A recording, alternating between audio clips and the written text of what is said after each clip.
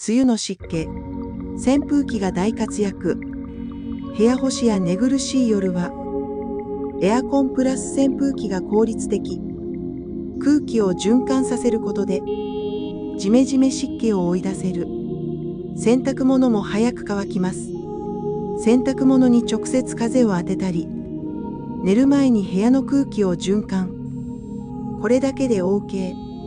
扇風機も使いこなして、梅雨の湿気を効率よく対策。